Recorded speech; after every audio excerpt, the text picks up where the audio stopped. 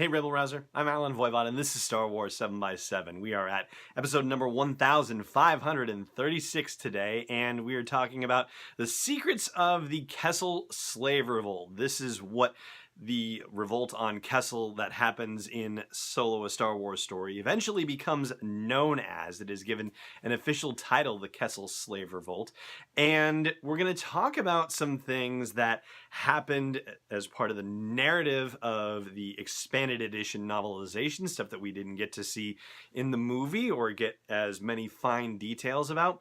There's one thing or two that, maybe did show up in the movie, and we'll just kind of highlight those things. For starters, we'll talk about the fact that as part of the plan, Han and Chewie were in cuffs, in shackles. And the narrative makes it clear that neither of them wanted to do that. Neither of them were particularly anxious for that. The thing of it is that Han wasn't really in shackles for very long at all, was he? I mean, just when Beckett reported him as a deserter and threw him into the pit with Chewie. I mean, there was not really much captivity, unless you're referring back to the White Worms and his time with them. You could certainly say that that was a captivity of a sort as well. So both of them had strong reactions against the plan. And Chewie actually said like he didn't ever want to do this at all. And Han said, just this one more time and it'll never happen again, I promise. And yeah, of course, you're meant to think of the time on the Death Star in the original Star Wars when Luke went to him with the cuffs and he reacted so violently. And Han said, I think I know what he has in mind. And that's probably a very specific reason why the cuffs weren't done. I know we're retconning that a little bit, why the cuffs weren't actually locked in A New Hope, or at least that's the idea you're meant to be given. In Solo: A Star Wars Story, the cuffs are actually locked, but Han has the key handed to him by Beckett, and so he manages to get Chewie unlocked first, and then unlocks himself. Or actually, no, he unlocks himself, and then unlocks Chewie. Anyway, in the meantime, to maintain her disguise on Kessel, Qi'ra, and it didn't occur to me, and it should have been a pretty obvious thing. It's one of those things that should be like right in front of your face. Qi'ra raided Lando's wardrobe to get the perfect cape so that way she could seem like the very official, regal person that she needed to be to carry off this plan. Of course, Lando was not thrilled about this at all. This was just one more thing of like, oh, what have I done to deserve this whole situation? And of course, the cape that she picks, he says, that one's a favorite. And she's like, well, yeah, I can see why, and I'm going to wear it anyway. And so she does. Now, the title that she rattles off, this is actually insane. So she goes by the name Oksana Florin, the Deputy Assistant Administrator to the Vice Admiral for the Federation of Trade Route Allocation and Monetization. That is a heck of a thing to decide to ramble off all at once. And you have to assume that either the Pyke guy, K. Tollsite, that's his name, knows English or basic enough to know what she just said, or if not, then, maybe it doesn't matter, but still, just to rattle that off makes you think that either she is that darn good, which, she is, or that she's done this particular identity and title more than a couple of times, which I think is probably also true. As far as returning for additional negotiations, this Pyke guy, K, is a little more disgusting than we necessarily understood on screen. It seemed like they were being taken to an office to do the additional negotiations, but no, it was actually K's bedroom. Maybe he was working out of his own quarters or something like that, but nope, he had a dirty, grimy, messy bed and a ton of clothes piled in a corner. Rather disgusting, to say the least. And interestingly, there is a divergence here between what happens in the movie and what happens in the novel.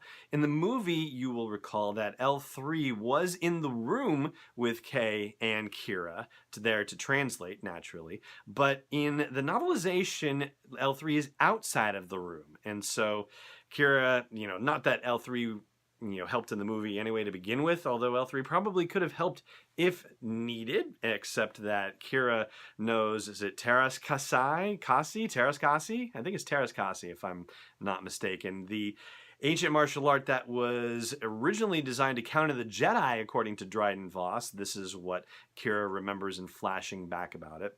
And yeah, that's more than enough for her to get the upper hand on Kay and to kill him by stabbing him repeatedly in the chest with his set of keys. Now, I mentioned A New Hope and the whole handcuff thing earlier. It's not the only reference to A New Hope in this scene. When Han eventually gets down to the vault and sees all the containers of coaxium, he reflects that the amount of money that it was worth was, well, more credits than he could imagine. And we know that by the time we see him in A New Hope, he can imagine quite a bit of credits. And I think the narrative very keenly gives him a way to start imagining a very large amount by doing this.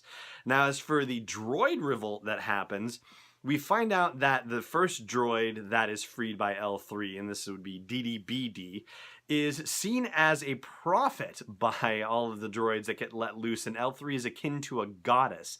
And they basically want to start acting like L3 does, and L3 is opening doors that their master closed, or their masters, I should say, the Pyke guards, and so that's why they start opening stuff like crazy. At least that's the rationale that's given. Now, there's a really cool early expanded universe reference here as well, which, you know, it's already made canon basically by the movie, but now we get a little bit more of it being brought back into the new canon, and I'm going to tell you about that after a quick word from our friends at Nissan. Stay tuned.